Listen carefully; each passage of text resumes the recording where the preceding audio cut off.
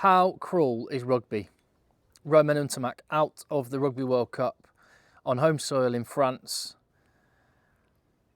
Yeah, he'll be absolutely gutted. France, understandably, the fans are gutted. It's a hammer blow to their chances. And a real shame for the Rugby World Cup because he's one of the best players in the world. And you want to see the best players on the biggest stage. So yeah, this is a little video talking about that because there are some other injuries bubbling away in the background as well. So it's relevant to those too. I'm Tim. This is Egg Chasers. Leave your comments below. How big a blow do you think this is for France? How well can they cope with the injury? Does this paint a different picture on the utility and the importance of these World Cup warm-up games? Let me know in the comments. If you haven't already, please do hit subscribe. Yeah, a lot of people have sort of said in the wake of this, it's an ACL injury, I believe. Not sure on the exact severity, but the severity is enough to keep Romain NTAMACK out of the Rugby World Cup, which is, like I say, a massive shame and really unfortunate for him on an individual level. After this whole World Cup cycle, he's been brilliant, particularly in tandem with Antoine Dupont.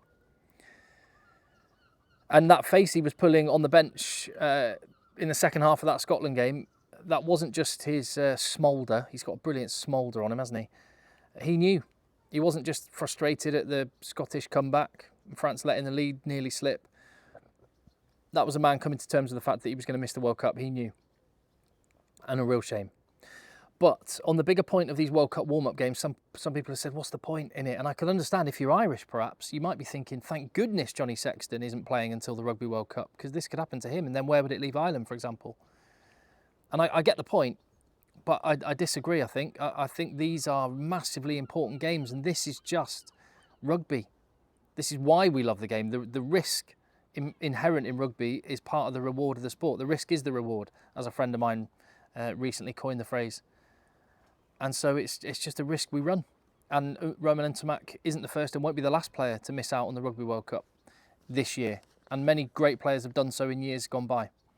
But particularly the Northern Hemisphere teams, these games are massively important because unlike the Southern Hemisphere teams, they haven't had the Rugby Championship. It will have been a couple of months since Romain NTAMACK played a competitive game of rugby. And so these games are really important and you have to play them full-blooded. And actually, you'll know this if you play rugby.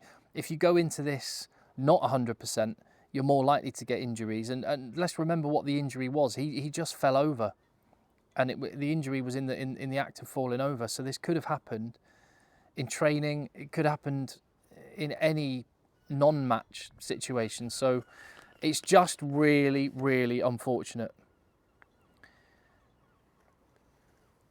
Let's also remember that New Zealand lost Aaron Cruden in 2015. They lost Dan Carter in 2011. This has happened before, and teams have gone on to win Rugby World Cups. I think the blow of NTAMACK is particularly big because of the club partnership, also at international level, between Dupont and NTAMACK. They work so well together. But then again, 15 players don't win a Rugby World Cup. A squad of 33 doesn't even win a Rugby World Cup. The Rugby World Cup, the victors, this is always a test of the overall strength of the entire player pool and of the situation of domestic rugby in that nation as well. And you can't fluke a Rugby World Cup, generally speaking. I can't think of a Rugby World Cup winner that you would describe it as having fluked it. And usually it's a consequence of an extended period of time and a lot of hard work going into it. So I think France will be okay. Just like New Zealand were in 2011, 2015, I think France will be okay now.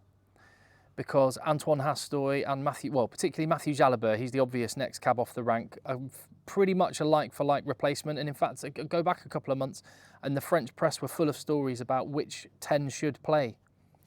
I think Romain NTAMACK answered that question and he made himself the automatic first choice. But Jalibert is a class operator. Hastoy has been brilliant for La Rochelle and been great when he has got chances for France. And in guys like Louis Carbonel, they've got other guys not even in the squad who are very, very good players.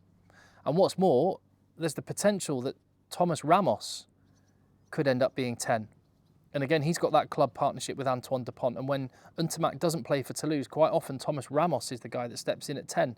And then you would have Melvin Jaminet at fullback for France. So they have got options and they have got squad depth and they have got players not even in the squad that are very, very good.